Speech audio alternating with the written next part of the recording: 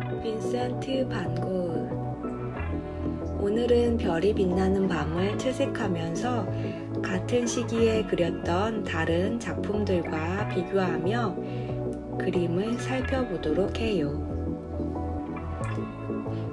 별이 빛나는 밤 뒤편에 그린 산은 프랑스에 있는 알피유 산맥인데, 이 산맥을 볼 수 있었던 장소는 안타깝게도 고흐가 갇혀있던 생레미 정신병원이다. 아르레 노란 집에서 고갱과 다툰 후 자신의 귀를 잘랐고 생레미 정신병원에 입원하게 된다.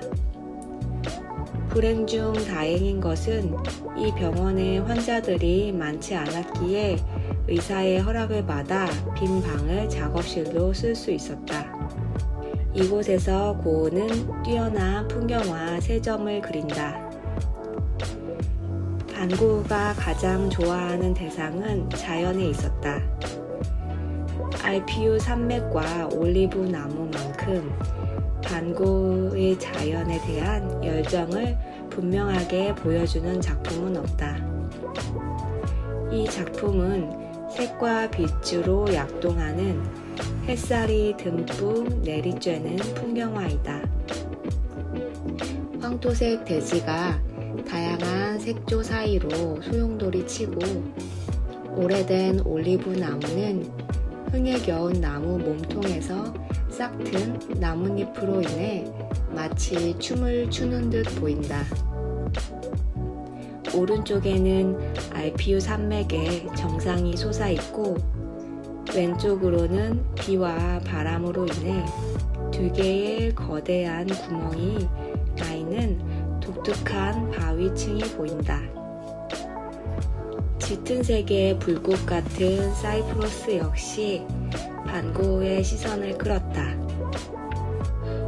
그 우아함에 사로잡힌 그는 나무의 윤곽과 비례가 이집트의 오벨리스크처럼 아름답다고 묘사했다. 그는 병실 창을 통해 밭 가장자리를 따라 방풍림으로 심어놓은 줄지어선 나무들을 내다보았다.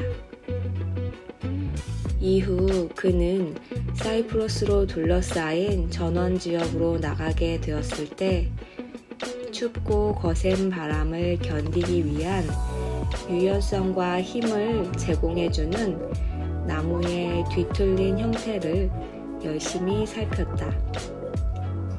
사이프러스는 방풍림뿐만 아니라 시각적으로 극적이다. 그리고 깊은 상징성도 갖고 있다. 그 상징성이 고흐의 감수성을 자극했을 것이다. 그리스 로마 시대의 사이프러스는 죽음과 애도를 나타냈지만, 기독교의 출현 이후 몇백 년을 사는 이 상록수에게 영원한 생명의 의미를 새로이 붙여서 묘지에 널리 심겼다. 사이프러스가 있는 밀밭은 고흐의 가장 뛰어난 프로방스 풍경화에 속한다. 그는 이 그림에서 아끼는 소재들을 한자리에 모았다. 익은 밀이 이루는 금빛 띠가 전경을 가로지르며 물결친다. 간간히 섞인 몇 송이의 진홍색 양귀비 꽃이 화면에 활기를 불어넣는다. 오른쪽에는 기념비적인 사이프러스 한 쌍이 서 있다. 저 멀리 알피유 산맥에 산마루가 하늘을 향해 솟아있다. 기막히게 아름다운 이 풍경화들은 모두 자신의 능력을 충분히 제어할 수 있는 예술가가 그린 것처럼 보인다.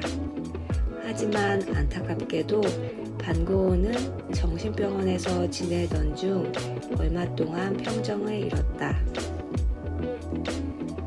반 고흐가 정신병원에서 그린 작품들 중 별이 빛나는 밤은 오늘날 가장 많은 사랑을 받고 있는 그림이다.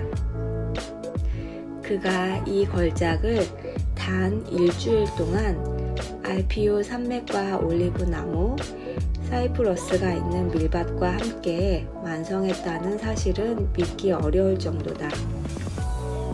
반고흐는 병약한 상태였지만 최고의 전성기를 맞고 있었다. 별이 빛나는 밤은 밤 풍경을 보여준다. 작품 아랫부분에는 대략 근처의 생레미 지역에서 영감을 받은 마을 안에 우뚝 솟은 교회가 묘사되었다. 작품은 첨탑의 높이를 과장하고 둥근 돔을 경사지붕으로 바꾸어 한층 따뜻하고 가정적인 분위기를 제공한다. 마을 주택에 환히 불밝힌 창문은 위안을 준다. 병원에서 생활하는 고흐에게 가족들이 함께 사는 이 집들은 병실과 비교할 때 분명 아득해 보였을 것이다. 하지만 풍경을 지배하는 것은 마을이 아닌 사이프러스 나무이다. 사이프러스는 막 작업을 마친 밀밭의 나무와 비슷하지만 다른 느낌으로 표현한다. 그는 밤하늘을 향해 높이 솟아올라 지상과 천상을 강렬하게 연결하는 비틀린 형태의 힘차고 활발하게 움직임을 낱낱이 포착했다. 사이프러스 나무보다 한층 수수한 올리브 나무가 마을을 감싼다. 잎이 달빛을 받아 은색으로 반짝인다. 실제 알피오 산맥은 그림을 그린 고흐 뒤쪽에 있어야 하지만 특별히 화면 안에 그려진다. 별이 빛나는 밤의 가장 극적인 특징이라 할 수 있는 격동하는 밤하늘이 산 위에서 맴돌고 있다. 초승달은 태양을 암시하는 금빛 후광 안에서 진동하는 듯 보인다. 응당 마을을 비춰야 할 달빛은 기이하게도 마을을 비추지 않는다. 산등성이 바로 위에 떠있는 희끄무레한 띠는 구름 또는 안개를 나타내지만 은하수로부터도 영감을 받은 듯하다. 별이 빛나는 밤은 화가가 정신병원에서 보낸 시절을 상징한다. 그가 입원했던 기간 중 4분의 3 정도는 정신적으로 경이로울 정도의 창작 활동을 펼쳤지만 발작 등의 위기 상황들 또한 겪었고 그로 인해 암흑에 빠져서 그림을 그릴 수 없었다. 하지만 그는 매번 극복했고 깊은 절망을 딛고 다시 일어섰다. 그는 다시 빛의 세계로 돌아왔고 다시 한번 붓을 잡았다. 이 생기 넘치는 작품은 정신병원에서 생활하며 작업하는 도전적 상황을 극복하고자 했던 반고흐의 분투에 대한 강력한 증거이다. 이 글을 읽으면서 저는 성실하신 여러분들이 떠올랐어요. 고흐가 병원에 갇혀 지냈으나 뛰어난 작품을 남기는 노력을 했던 것처럼 공부하기 좋지 않은 상황과 조건에도 불구하고 빠지지 않고 학교에 나와 진지하게 수업을 들으며 한자라도 더 배워가려는 모습이 고흐의 열정과 닮았다고 생각했어요. 물론 육체적으로나 정신적으로 고흐와 같은 문제로 볼 수 있는 것은 아니겠지만요. 여러분이 몸이 아파 잊어버리거나 흐려져 가는 와중에도 다시 오기 힘든 배우는 시간을 헛되이 쓰지 않는 모습, 포기하지 않는 모습에서 진정 멋짐을 느낍니다. 그러한 의미에서 별이 빛나는 밤을 그려보세요. 우린 모두 죽음을 향해 가고 있는 연약한 존재지만 우뚝 외로이 서 있는 나무, 정신이 나간 화가만을 보지 마세요. 그가 그림을 통해 우리에게 선사하는 감동을 자세히 바라보세요.